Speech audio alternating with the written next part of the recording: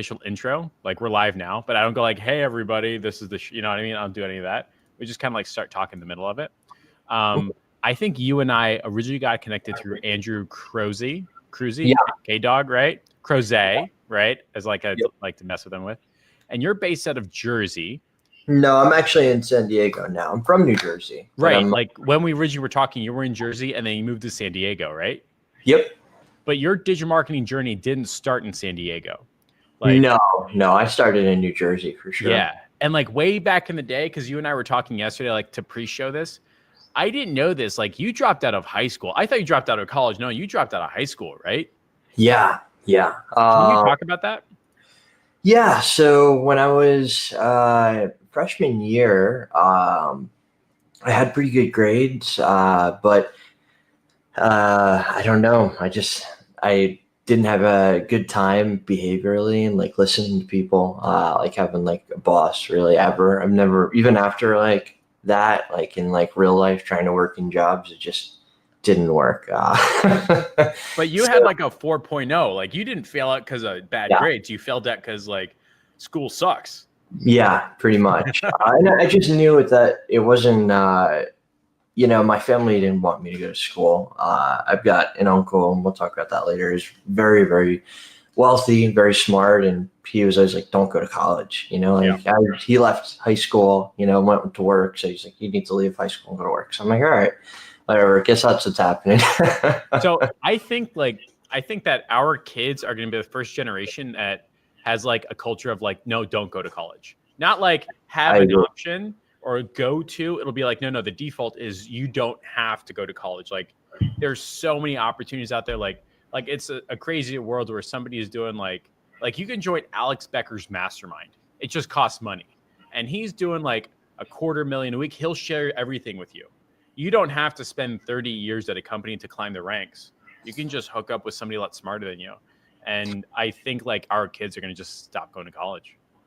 Yeah, I mean, I'm not going to encourage my kid to go to college. They're going to have so many technical jobs, you know, so everything's going online. You know, it's either going to be you're working in programming or you're working in some sort of like administration for some sort of e-commerce. I mean, literally, you're never going to have to leave the house. Doctors, you know, so. What comes with that is a lot of people are going to work at home, you know, and they're not going to need to go to college. I mean, I've got 18 people that work for me. You know, we pay a lot of them very, very well. So I don't see that trend going down anytime soon. And it's not like you make them go to the office. It's not like you say, what are your educational requirements, right? Yeah. I mean, we look for motivation. We don't hire based on college or education or even experience. I mean, I look for very specific types of people that really are focused in getting a goal, and they'll teach themselves, you know, like I don't tell them how to use Zoom, they'll Google it or something, you know? Yep. So those are really the traits I look for, not really education. I've hired very educated people and had them not work out. Yep. It's the motivation, the entrepreneurial grit, like being able to move forward even when it's all shitty, right? Exactly. I know a little bit about your background. I know the type of people you run campaigns for, but I don't want to steal that thunder, and I don't want to unveil the curtain or pull back the curtain just yet. I want to start where you were when you dropped out of high school. You dropped out at sophomore year, right? 10th grade, is that correct? Freshman. Yeah, freshman. All right, so you didn't even make it like a full 1 year in high school, right? You're like, screw this, I'm out. Like, I don't want to do this anymore. And like, you don't know back then if you're smart enough, you just know it's not for you, right? Yeah. And so after that happened, what was like Anthony's first next step, right? Like you drop out of high school now. Yeah. So, I mean, it was kind of my start in marketing because I moved in with my uncle first off because I didn't have any, you know, real parental supervision home. You know, I had my mom, but my dad was in jail, you know, so it was always like a struggle because I was always by myself learning things. So after school, I'm just like, you know what, this isn't for me. So moving with my uncle and I start working for a big real estate company. They built golf courses and skyscrapers and the whole deal. So I start as like a marketing web developer tech.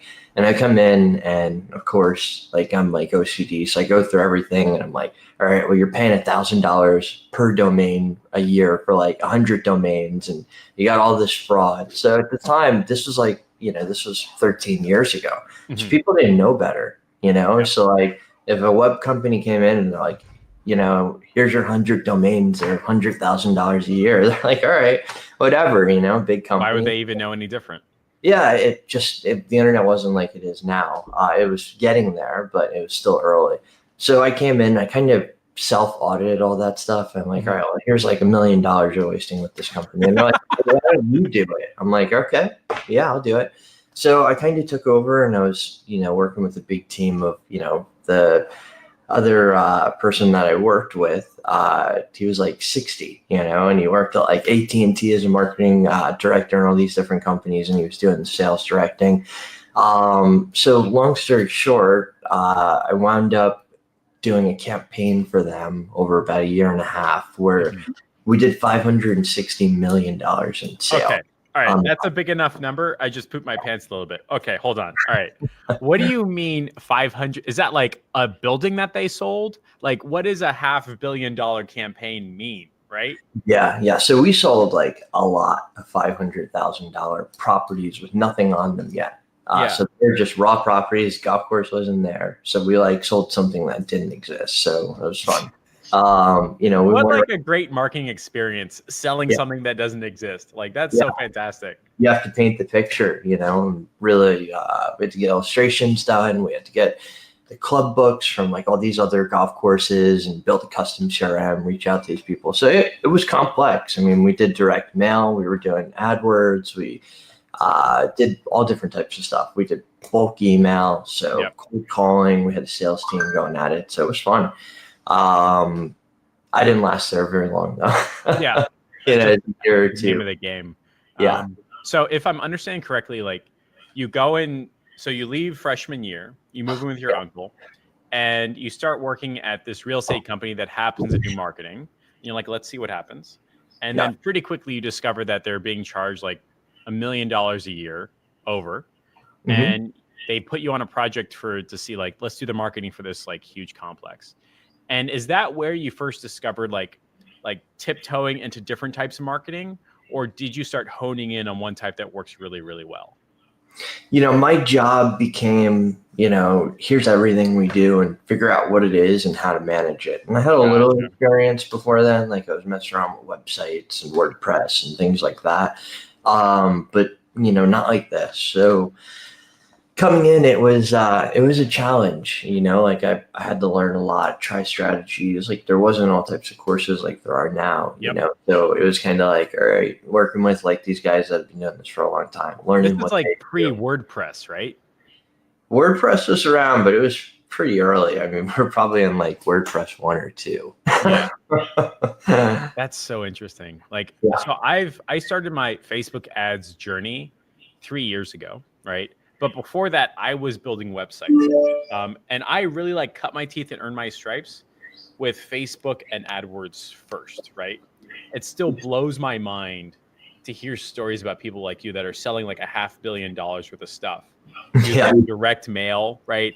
Bulk mail, cold calling, building like real honest connections like with wholesalers, like real estate agents and stuff like that. Yeah, I mean, we were doing trade shows and like retirement areas and stuff, and like inviting people for like a free dinner. So we were doing some really cool stuff, That's crazy. And you had a team of people doing it. It wasn't just you, right? Yeah. So I mean, I was like flying around on private jets, and I was like, 16, 17. I about lost my mind about 2 years doing that. That's so cool. Yeah. So you were there for like, let's just say 2 years or so. You have some experience with different types of marketing. You've seen a campaign work, how big companies work and all that. What did you do after you left that real estate company? I kind of burned myself up.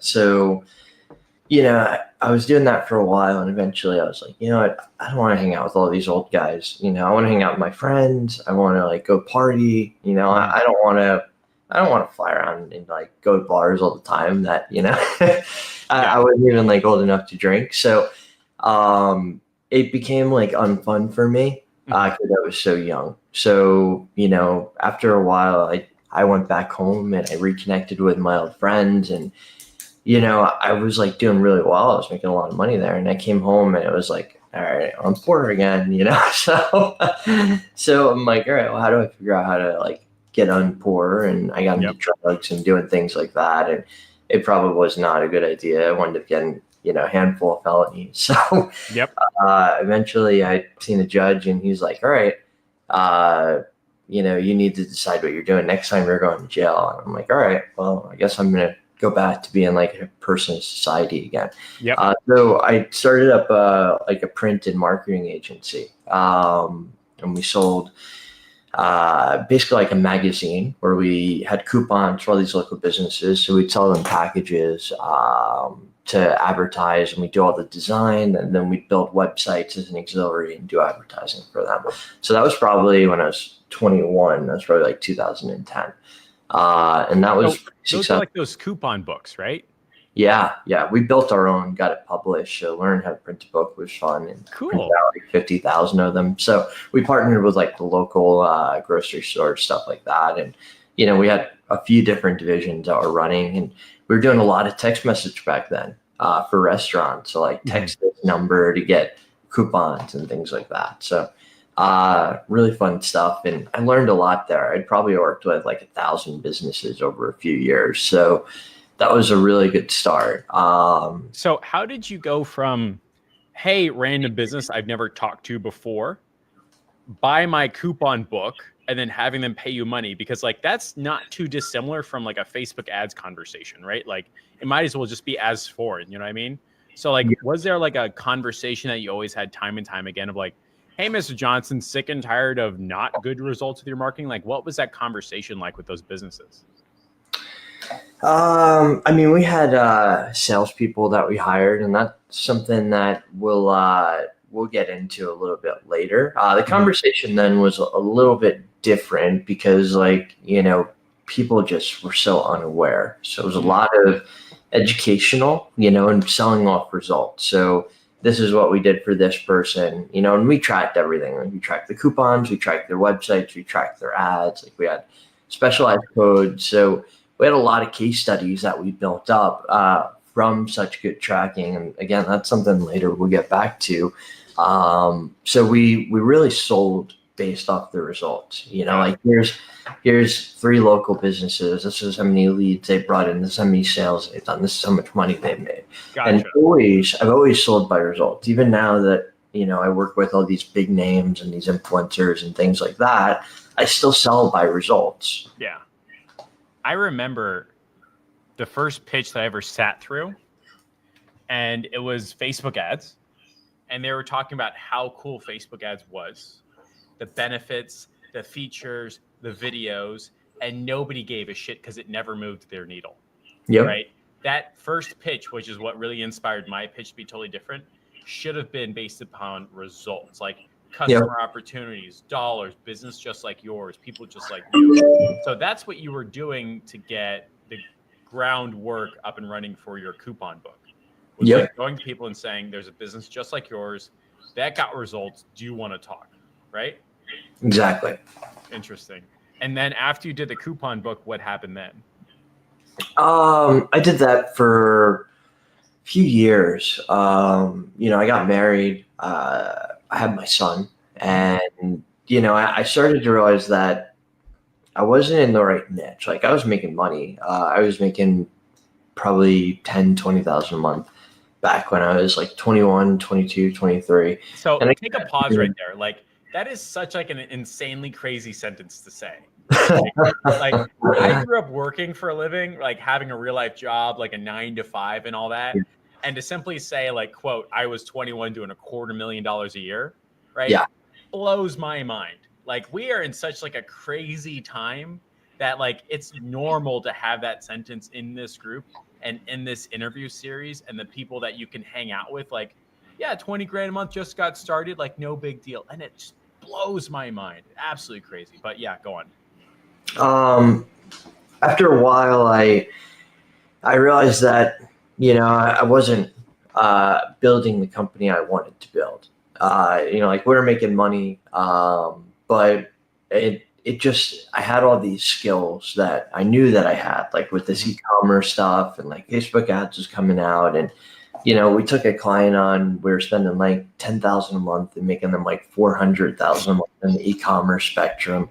So I'm like, man, this is cool. I want to do more of this, because we took them from like nothing, they were doing like $1 million on Amazon. So that's not nothing, but 2 years later, they were doing like $8 or $9 million through their website, eBay, Amazon. And we'd come in for Google, the whole deal up. I mean, most of that revenue was from Google Shopping. So, and throughout all this time, I learned graphic design. I learned all these different things to a functional level. I learned how to do ad buying. I ran the ad buying on that account. But I just realized that, I wanted to do bigger things, like I wanted to work with these big e-commerce companies, and eventually that became speakers and doing events and working with software companies and so on. So I stopped doing that. I started Vioxx Digital, which kind of like merged from that old agency. And I did that. Your current company. Your current company's Launch Titans, correct? Exactly. Vioxx Digital is my second agency. So I started that one. I ran that for a while and started building a lot of connections in the e-commerce and speaker space and things like that. And I worked for a lot less than I do now to really build my portfolio. And I use that portfolio to go out and sell very often. Like, hey, look at this guy we were doing 10,000 a month with, in 3 months we're doing 400,000. And how did you do that? We did it with Facebook ads, and this is how we're going to do it for you.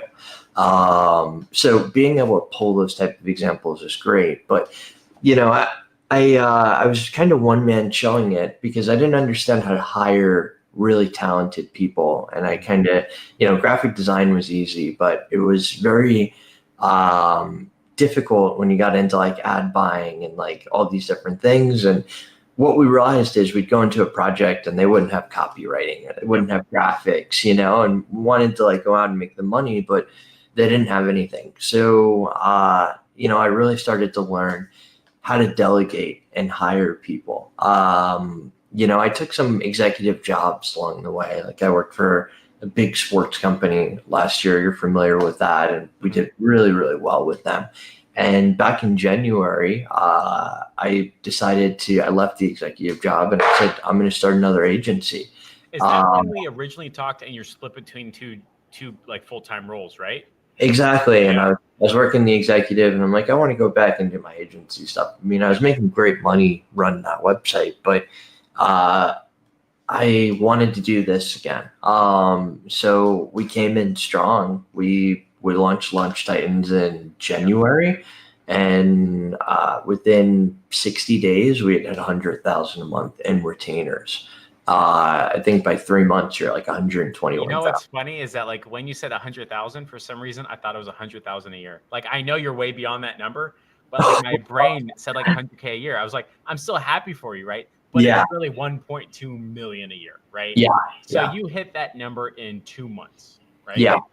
So I know that you've got like a whole background and a whole type of experience with it, but something that stood out to me most is the way you sell, which is we took somebody from 40,000 a month to 400,000, and we did it using X, right? So let's talk about how X can move your numbers. And I remember you and I were on the phone, and this was, can I say the guy's name? It begins with an F. Yeah. So I remember you were on the phone, you're saying, we just finished a campaign for Frank Kern. That blew my mind. I was like, what? Like, holy crap. And my internet's freaking out right now. I noticed. Yeah, right. You can see like the pixelating and like, I don't know, I'm on like the right, whatever. But can you tell us what it was like pitching somebody like Frank Kern that does like 6 or even 7 figures a month and what that conversation was like?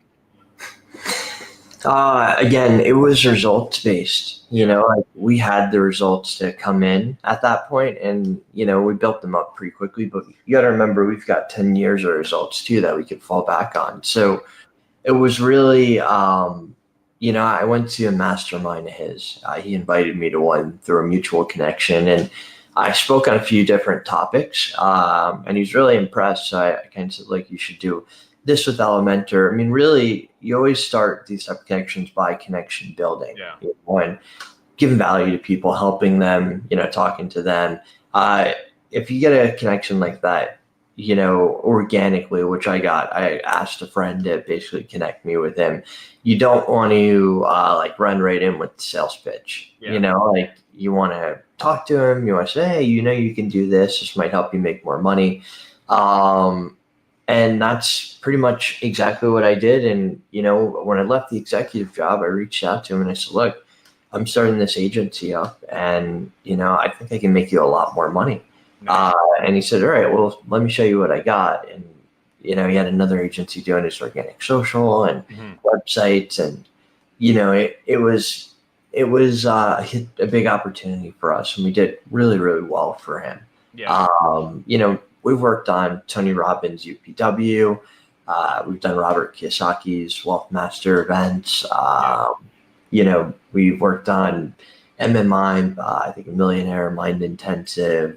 So there's a ton of big names. Steve Weatherford is another one. So, it all starts with one though, and that first big influencer that I went into, I remember they were like, hey, can we hire you for $3 an hour? And I was like, look, you have the wrong guy, but that's why all your websites are broken and they all have viruses. And, everything was broken, this guy. And I don't want to go into his name, but he was big, mid-size influencer and everything was broken, but he was still making like $40,000 a month, And I'm like, well, if everything is broken, I can't even navigate this website and he's making this much money. What happens when I fix it? And I had upsells and downsells and, we start running proper Facebook and Google and all these different things.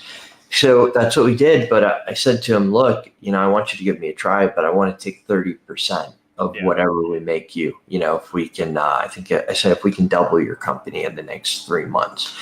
Well, we brought them from 40,000 a month to like 450,000 a month. And that was huge for us. So we had a huge case study. We made a bunch of money.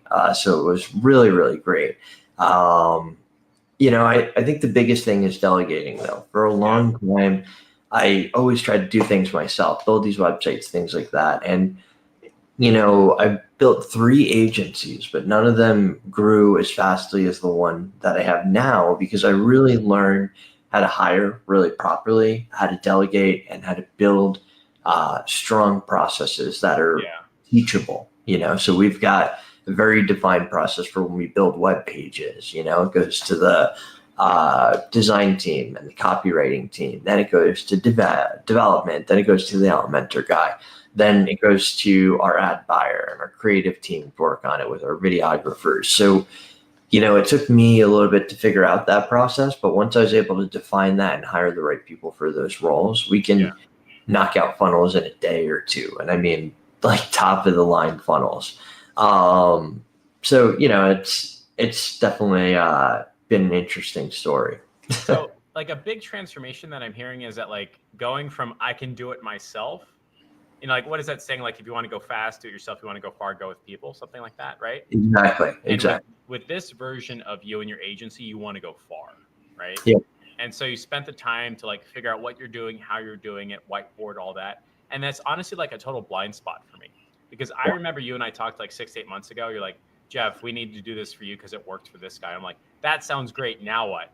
And I don't even have the managerial understanding of how to delegate tasks because I'm still working and learning at the same time, right? Like I've had soap opera sequences in the works for like 7 months because I'm still trying to write my story as I'm doing it.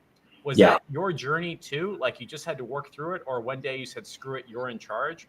Or what was that journey like when you went from doing it by yourself to doing it with people? It was hard, because I wanted to do everything myself. I really wanted to. I like doing a lot of this stuff. I like the technical side of it. I enjoy it. But I was capped at, how many hours I can work a week and how much value I can try to sell to people. And I didn't like that because, it brought a lot of issues when we were working with customers. So, I mean, before I started this agency, I said, all right, how do I fix these pricing problems I've had for years? How do I get rid of scope creep, right? So when you say pricing problem, you mean going from like 10K a month to 20K a month, 30K a month retainer? Yeah, how do you control that scaling? Because it was hard. I've tried to do it before, and you get clients, you sign them up for value, and they want 100 times more, right? Yep. And then you get the clients that you can't get in touch with, and then you get the clients that are just nightmares. They're not paying their bills and things like this. And I kind of sat back and I looked at all these different problems and made solutions one by one for them. Yep. Before I even started the agency. I said, all right, well, scope creep, how do we fix that, right? Well, we tie a deliverable to what they get, and how do we make more money than just saying, all right, here's a $20,000 website build, and we're going to charge ad spend. How do we keep them on long-term retainers? So instead of doing that, I said, all right, why don't we just tie hours to the retainers so they get a certain amount of hours in the retainers? There's no scope creep, and then we can keep our retainers and build recurring revenue.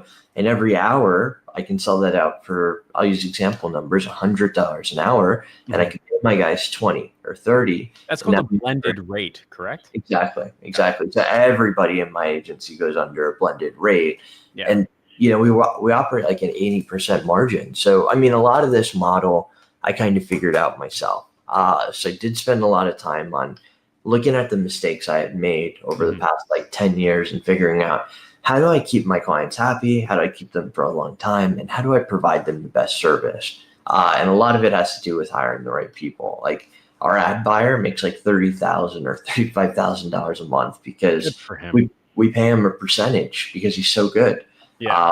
So we've got really dynamic agreements with our employees, especially our top employees, to make sure that we can make them motivated and keep them on for a long time, because we invest a lot in training them. So when you first got started out way back in the day, when you're doing like value packs or coupon books and like starting your agency, when you were asking for money retainers, was that like the $1,000 to $2,000 a mark, something like that, right? Yeah, it depends. I mean, I think it depended on the size, so if they had like a little spot on the page, it might be like $2.99, but if they had a full page, it might be like $18.99. Gotcha. And then we'd like bundle upsells, website services, graphic design and text message advertising. So, I mean, we could really pump those retainers up. Gotcha. And that's big with anything attaching upsells. So the reason why I'm asking is because the weird part is like when I charge more, my clients leave me alone for more often. And I don't get it. Like, can you say that? Like the more I charge my clients, the more that they leave me alone to do my job. Like the low paying clients want a lot of time, a lot of effort, a lot of energy. They're always asking all these questions, they're always dicking around with it. Are you experiencing the same exact thing? Like looking back, like the 1 to 2K clients versus your 20, 30K client, is there like a cultural difference or something like that? Like what's the difference between a 2K client and a $20,000 a month deal? You know what I mean? I mean, in general, what we like to say, especially to our salespeople, because we're building a sales team now, is a 10K client is the same effort as a 2,500 in terms of a retainer. So 10K a month versus 2,500, and a 10K client is the same as 100K. And the reason is because, especially when you're on the lower end, or you're sub like 5,000 a month, for most people, that money is very important for them. Unless they're running a business that's doing, $10+ million a year, it's a big loss for them. So they want to be involved in the process. They want to push it forward. And the communication itself between you and them, explaining everything, going through all of these different things, and them kind of trying to jump in and tell you how to do your job for like graphics and like ads and stuff like that, it slows the process down. And it doesn't necessarily lead to a better result in most cases. So, I mean, that's pretty much what we tell a lot of people, our sales team, and in general, is like, go for the bigger sale, and let's try to be an agency that has $10,000 a month clients versus $1,000 a month. You know what I'm saying? Correct. Like when I think of scale, I think of fewer clients paying me a lot more money. Like I'd much rather have 2 or 3 clients paying me 10 or 20, 30,000 a month than 210 clients paying 1,000 a month. Like just the enormity of me trying to understand that just keeping up with the conversation at 200+ clients is not acceptable, right? but I can do that with 3, 4, or 5, maybe even 6, right? Like be intimately involved in their business. But something that was in the bullet points I thought was really like interesting is you figured out how to build campaigns that are profitable, whether you're spending 5, 6, or 7 figures a month, right? And that blows my mind. And this may be beyond everybody who's watching this right now, because like you don't know how big of a deal Anthony is. Like he has never been to like self-promote or self-publicize. Like this is like the most public I think you've ever been ever, right? Yep. So it blows my mind to hear like those numbers, but you've got like 3 secrets to building profitable campaigns, right? So like, what do those campaigns look like? What are your secrets? How do you make sure things are profitable while just putting more money into Facebook and having more money drop into your bank account, which is like kind of the dream, right? Yeah. So, I mean, I wrote this down so I can go through them right. So, I mean, delegation is the biggest thing. Like when I was working alone, I could do one campaign really, really well, and I could keep that consistency. But delegating and hiring the right people, like I try to get the best for everything in my agency. I try to get pixel perfect designers and videographers that have great videography and social media guys. So, maintaining high quality is big.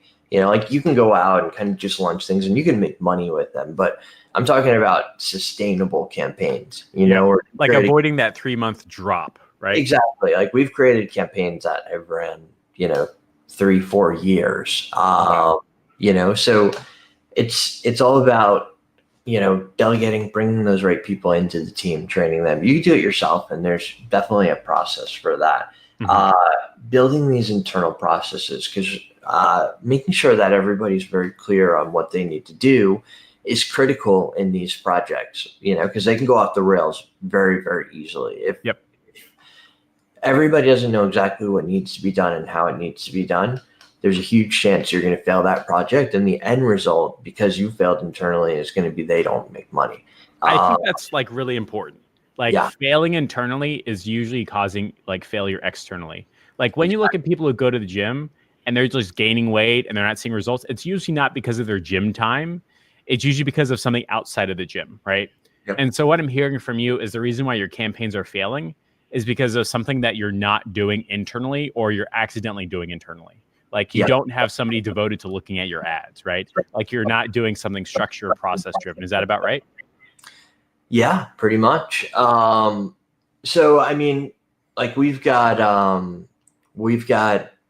really clear organization. So we've got a task manager that tracks all our retainers, and we can give our clients real-time access into the hours. And every employee has to go in there and log that hour in when they work, or they don't get paid.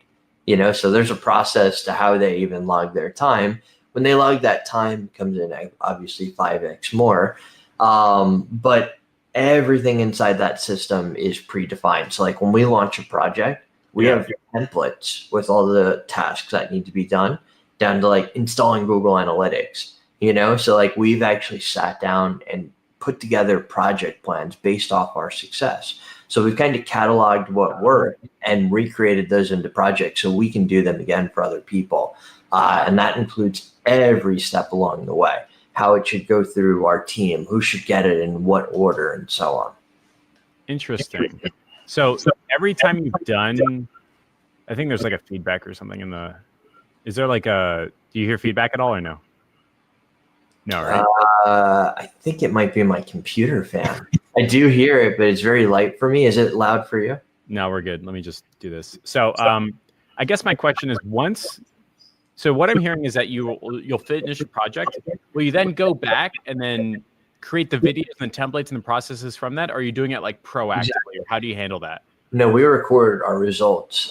So we have project managers, and part of their job is like a post-op write-up. It's like after we consider the campaign, they have to write how much money did we spend, how many hours did they spend to hire us, and what did they pay, how much money did they make, and where did it come from, and then how did you actually do it? So they have to map it out in Funalytics, like visually, and keep like a whole write-up. Eventually, we're going to actually make those into a book. We're going to anonymize them and like sell them. But that's like a 2-year project now. But so I mean, the processes are huge. The last thing is hire good advertisers, because you can, and I should say that part of this process is every time we do something, we always look to model something else, and that's where we start. But if nothing else exists, we build our own strategies. So remember, there's not a method for everything.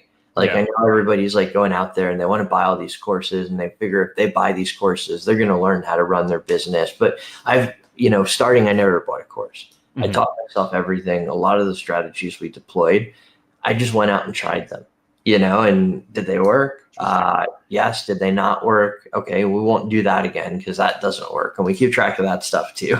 The last thing is to hire good advertisers, though.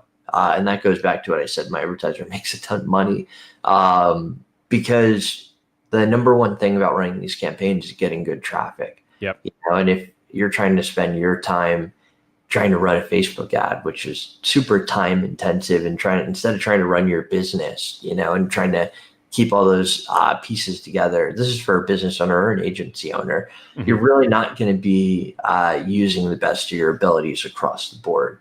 So, learn Facebook ads so you know how they work and you know how to hire people for them, but bring in good advertisers for Facebook and Google if you're going to run campaigns for yourself or your clients. So when you say hire a good advertiser, that's like a media buyer or somebody that knows Facebook better than you or something like that, right? Exactly.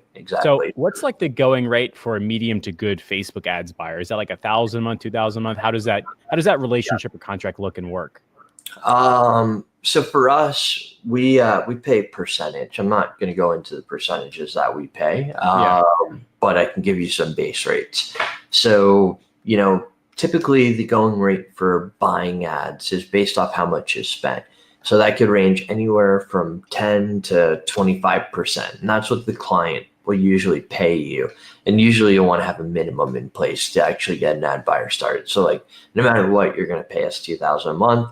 And then once you go over whatever that percentage of the ad spend breaches that number, then you pay the percent.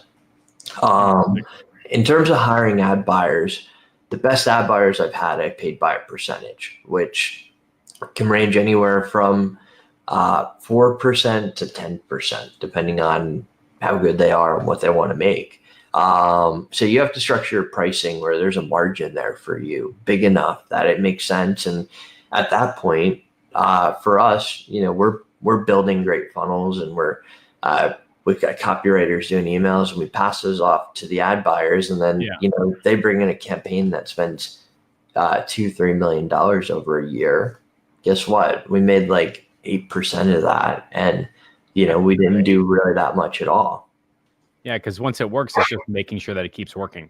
Exactly, it's maintenance, and that's what our retainers come for. So I would say get good advertisers and find people. Advertisers are different. Like the advertisers that we use are very different than like what a local agency advertiser would hire, because our guys have to know how to scale things really fast and manage 10K plus a day campaigns. That's crazy. $10,000. That you mean like I can't get the same results for the $5 a day Facebook recommends? Like, yeah. So I mean, we've got quite a few accounts running like that right now, and it's a different type of ad buyer. So if you're going to be doing like an influencer or like a high direct response campaign, you're looking for a very specific type of advertiser. If you're doing local business, you're looking for a specific type of advertiser. And for local businesses, there's certain ad buyers you can possibly negotiate deals with, where maybe pay them by the project. Like I know people that pay $100 per project to ad buyers, and they'll send an ad buyer 50 or 100 projects, so we're still making money. It just kind of depends on the structure of your business, but go out and find the best in your industry. Like we're in like the ad leaks group and all these like Facebook ad buyers group and pretty much all of the groups. And when we need to hire, we go through there and look at the people that are posting value, and we know Facebook ads enough to know if what they're saying makes sense or they're bullshit. Yeah. So those are pretty much the secrets to consistency. Let me ask you this. So you are actively looking for like your best types of deals are digital products. Is that correct? Generally, we do a lot of event marketing now too, and we do some software marketing as well, like SaaSes, things like that. So we're really not niche into what type of business you are or like what industry you're in. Yeah. More related to how much money you're making and how There much we go. online. Yeah. So if you're like, over 10 million a year, you want to work with us. Gotcha. So you've built an entire agency specifically around the problems that 10 million plus dollar influencers and companies have, correct? Yeah. Gotcha. Okay, that's super interesting. Yeah. I mean, we've got like a complete opposite to what most people do, because like most people are like, all right, bring in like 20 plumbers at 500 a month or 1,000 a month. And you're gonna make 10 or 20,000 a month. I mean, we bring in one client that pays us 10,000 a month. I remember like we were chatting yesterday, like, Jeff, I need to hang up right now. I need to like make an extra 10K real fast. And like that blows my mind. I think that's so cool. Yeah, well, it's allowed us to really scale really quickly. But I mean, you can do it with anything. I mean, I did consulting for an agency that was doing $40 million a year. And they had 5,000 clients that were all paying them like $2,000 a month. They brought me on at like $1,000 an hour because they didn't know how to do email automation. They didn't know what a pixel was. Their job was really to provide really generalized marketing services for local businesses. So, I mean, you don't have to do it 10K a month retainers.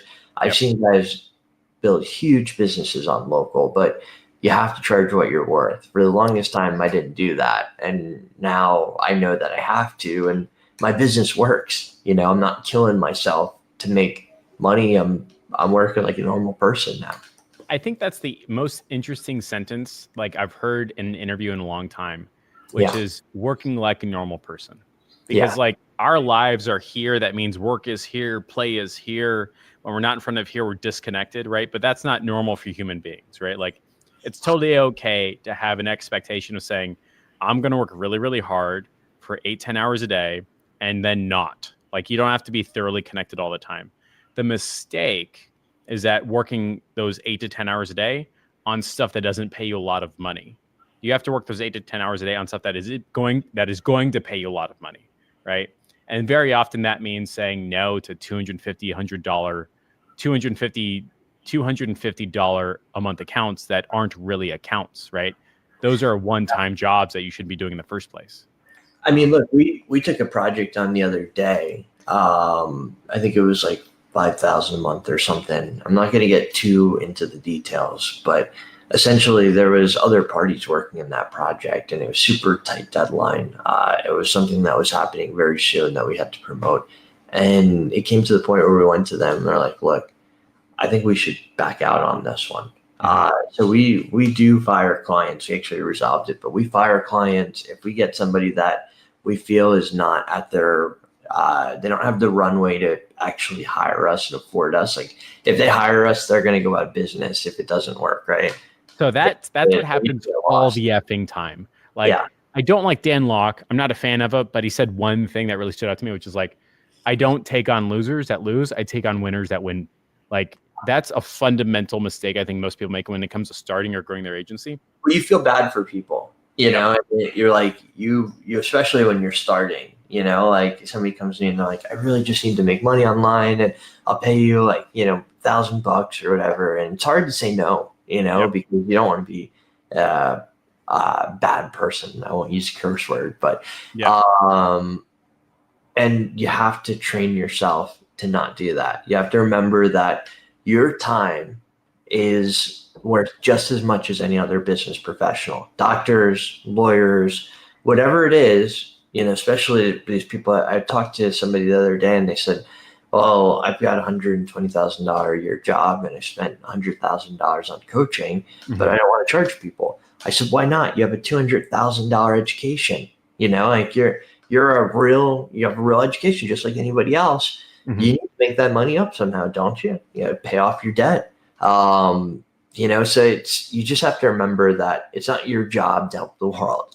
You know, it's your job to provide for your family. That's what motivates me most. It's your job, build your business. It's not your job to help other people save theirs. Yep. I like that.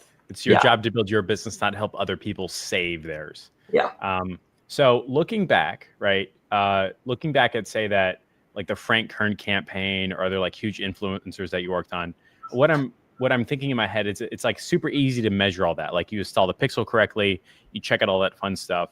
But I remember you tested something different that you were telling me to try, and then I just like dropped the ball. It was called like a deadline funnel. Is that correct? Can we talk about that at all? Like how that works? Yeah. So we do a lot of really, really complex strategies. With that specific campaign, what we were doing, it's really cool, is we bring somebody to like a VSL, we'd opt them in. When they opted in, we'd put them into a sales funnel and then put them into like a pipeline so the sales team could reach out to them. Now, after that, they went into the email sequence or the sales sequence, and say after one day, we'd send them out an email with a deadline funnel, which is a timer embedded right in the email, and that timer will then show up on the page with the same exact time. Yeah. And not only that, we were showing ads at the same exact time with the same message with the time. It wasn't a dynamic timer. We were saying you have 1 day to get this discount with the video saying, hey, if you buy today, you're going to get this bonus. And then when that stopped, we'd wait a day or two, start another timer, add two bonuses, send them some emails, and show them matching Facebook ads. And we'd stop. And you remember the video, I was like breathing over it. Yeah. Okay. So it's so funny. Like it's hilarious. Like once you have like a really strong infrastructure, like shit works even if your ad isn't perfect. And I think that's a mistake most people make because like they think your ad has to be perfect. It's not. It's your back end stuff. Like, are you doing the follow-up and all that? And that's like something that we're learning inside the inner circle. But I remember being targeted. I was like, who's breathing on that camera? Like, well, look, I mean, I told Frank, look, let's reshoot this. I was breathing that. I just got one of those, the gyro cameras. I don't know what they're called, the DJI. And it was the first time I used it, and I didn't realize if I held it close to me, it was going to pick me up breathing. So I shot a phenomenal video of Frank, and it was just awesome. It was perfect. And then, like, when I actually got it into the computer, I hear, like, sounds like an emphysema or something. And I'm like, you're like, oh, shit. Yeah. But, he said to me, look, run it. It's going to work. And I said, no, we got to reshoot. He said, no, like, just run it. We ran it. It worked really, really well. We spent 5 figures on it and made like mid 6 figures. I don't want to get crazy. Yeah. That's absolutely nuts. 8x. Holy crap. Like these numbers get so effing big. That's insane. That was just retargeting too. That was just a retargeting ad. It wasn't a cold traffic for a high ticket product. We were doing some cold to the funnel, but there's some really, really cool stuff you can do. But, in the end, analytics is huge because you have to track this stuff, not only to tell your clients if it's working, but so you can go back and tell people how much money you made people, So part of our pitch is, we've made probably over $1 billion at this point online. That's insane. With a B, right? Yeah. That's absolutely nuts. So you've worked with huge influencers, you've worked with course creators, you've worked with $10 million plus software as a service companies. Yeah. You don't do local lead gen simply because they cannot afford you, correct?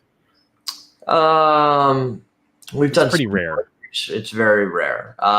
If somebody can't afford us, we'll consider it. But it's just, we like to be able to like say, look, we spent this and we made you like all this money, and with lawyers, it's hard to do. But it's very clean when you have your pixel fires every time somebody buys a $10,000 course. You can very clearly say you made $120,000 for them in 3 days, right? Exactly. I mean, we do some companies that have phone sale processes, and then we'll set offline data up so we can track the phone sales back to Facebook. And we do some really cool stuff with that. Not a lot of people actually do that, but in general, we try to stay away from local businesses just because the money's not there for us. I mean, like you said, I don't want to build a business of 5,000 small clients. I want to build a business of 100 really big ones. That's fantastic. Are you up for a couple strategy sessions and like 15 minutes on the phone with you or a group Zoom call or something like that? Fantastic. So guys, if you want to see behind the scenes of how Anthony does what he does, have a further conversation and get like the one-on-one conversation that you feel you need, to give yourself permission to start charging $5, $10, or even $20,000 a month, just hashtag Anthony my face. And I'll connect 3 people that hashtag that with Anthony. You guys can have a group call or one-on-one and stuff like that. I've seen the behind the scenes of what Anthony does, and it is right on the edge of my understanding. Like when I saw it, I was like, all right, this guy's like a NASA space scientist. Like there's no way I can like thoroughly get what he's doing. But like he has too many tabs. He makes an F ton of money, and he's always helping his clients make more money and is more than happy to give back. So like if that's up your alley, just hashtag Anthony my face. I do want to say that we've got a couple questions and we still have about 7 minutes left. So if it's kosher, we can go into that. And guys, so if you have any questions, now is the time to ask. We have Daxi who's watching and saying like, is Snapchat still working for you? How's that turning out? Is this also something you're pursuing? Yeah, so we tried to do a Snapchat course last year. Basically, we did like a pre-sale on it, and when we went to launch it, we went to Snapchat and we said, hey, this is what we're doing. These are our lead opt-ins. This is our course. And they said, all right, this looks good. This is like as we were building it. Like and when Snapchat, the company. Yeah, because we had a rep there. You know, like we have a case study on Snapchat.com on their business page. And we're one of the biggest advertisers at one point. Essentially, we pretty much got everything finished. We were super late with it. It took me a long time. And they came back and they sent me a cease and desist. And they're like, you got our name in your website. You're using our logo in your videos and Snapchat interface. You got to pull everything yellow out of your website, everything yellow out of your course, all the Snapchat logos. You got to get rid of your domain. And I'm like, you guys approve this stuff. So I don't know if I can even get into it, but essentially they shut me down, which was really sad because I brought them a lot of people and we like pulled all our spend from them. So we don't do a lot. We've started testing it again, but we pulled pretty much all of our spend from them. Interesting. Isaiah says, what did you use for the deadline timer? I think the answer is Deadline Funnels, right? Deadlinefunnels.com. Yeah. Gotcha. Donald says, what should your minimum profit margin and markup be? I don't know like what he's hinting at, but maybe you have an idea. I do. So, you know, we have deliverables attached to our services, which is they get a fixed amount of hours. Now, if they don't use those hours, they still pay. If they go over, they pay at the blended hourly rate. So if we go in and say you're on a $5,000 a month retainer or $10,000 a month retainer, we'll work with them to fill that retainer up. We'll do their social media, we'll do videos, we'll do Facebook, we'll do all this other stuff. The Facebook ads is separate. So managing the ads themselves, there's also an ad spend fee on top of that. But for our general services, we're a full service agency. We do everything, like literally everything. It's like crazy how much stuff we do now. But we try to operate at 80% margin. That's fantastic. I'm so happy to hear that. Like, yeah. Like now, most people don't realize like your margin is the only thing. It's not the only thing, but it's like, that's your blood. That's your breathing. Like if you don't have a huge margin, you are going to be struggling your whole effing life. And being able to say like, I do my own ads is really like your workaround by saying like, I don't know my margins. You shouldn't be treating it that way. Like you should be saying like, if I were to hire a separate Facebook ads guy, how much should they be charging me? And that's your margin. You're hiring yourself to do your own ads. And you need to be operating at a 50 to 80%. Otherwise, you are going to be stressed out, freaking out, and not be in a position to actually grow. But go on. I mean, look, I make a big salary. I've got a partner that makes a big salary, you know, so we're more than profitable. I mean, on our build hours, you know, our copywriters and some of our higher value employees are definitely not 20 an hour. They're higher, but it's a blended rate. So we try to keep everything average between 20 and 30, which keeps us at like 70 to 80% margin. I think it's so cool that somebody like me can go up to you and say, hey, I promise to spend $5,000 a month with you. We just have to have a conversation about allocating it, right? Because if I'm going in and saying, hey, I really, really suck at emails. I need you to solve that problem. We allocate the 5 to the emails. It turns out, hey, I really suck at funnels, allocate it to the funnels. Like that's how you built your agency, correct? Exactly. And the cool thing is it doesn't take a lot of time. So like if you come to us and you're like, I need us to do social media, like you have a lot of social media. So I shouldn't use you as an example. But for most companies, that's like 10 or 20 hours a month. And we can post like custom made videos like every day. If they want us to do funnels, it takes us like 10 to 20 hours to build a top of the line funnel with email copy and like a 2-week email automation behind it, all the logic built into it and tags and like tracking, stuff like that.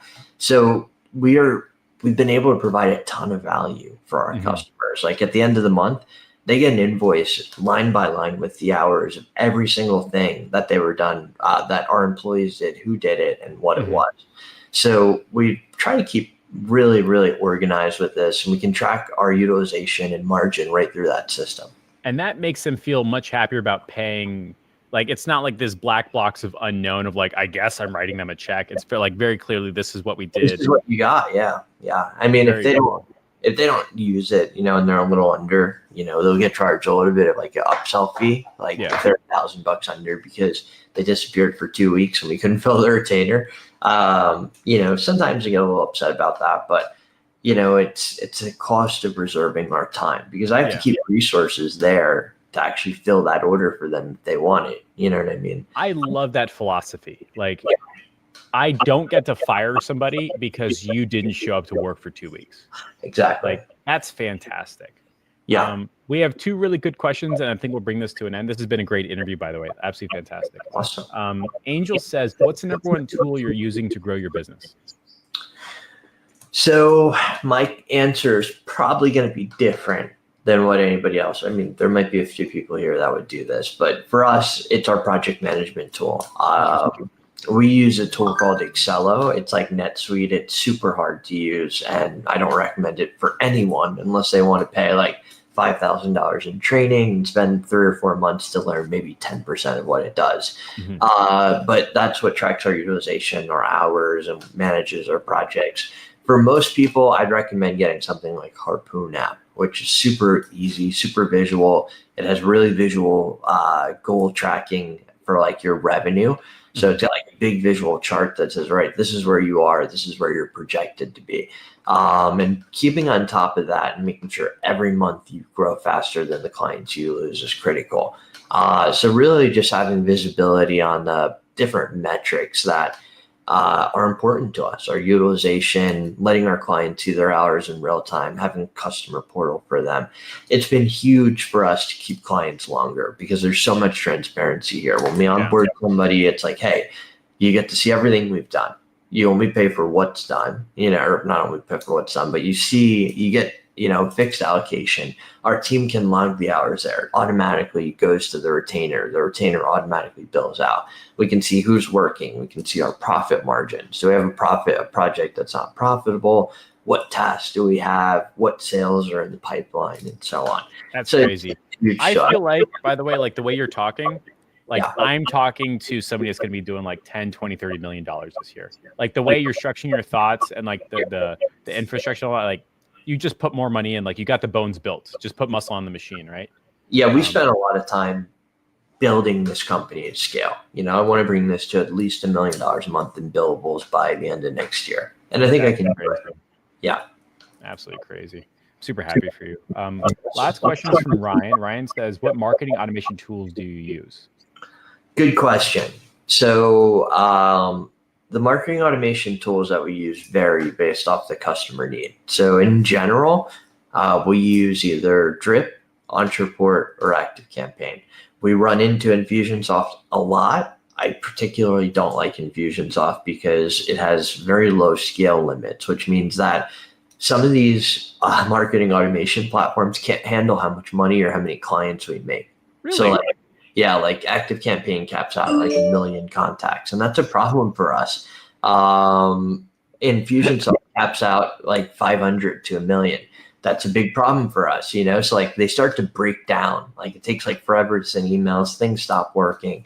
So it really depends on, do we expect to bring this client to like X revenue inside their revenue tracking? Because these systems actually track revenue and email info, which is huge for automation, is tracking the user behavior. I mean, everything we do is around like behavioral intent, like mapping, like if this, then that, if they buy. So making sure we have all that data in the marketing automation platform is huge.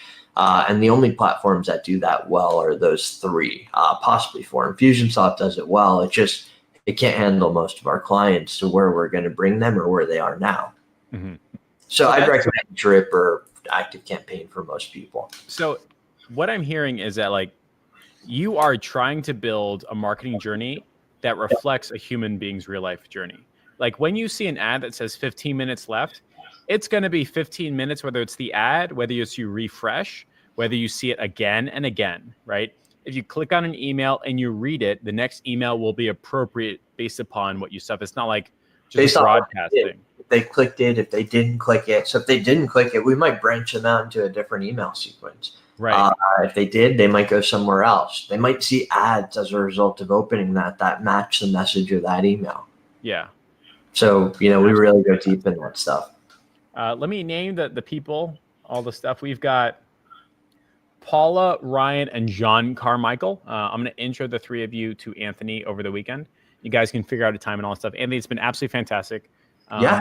I don't think anyone watching really understands this. Like a year from now, you're going to come back on and be like, guys, I just sold my company for like $45 million. Like I fucking told you I was going to do it. Like that's the type of person you are.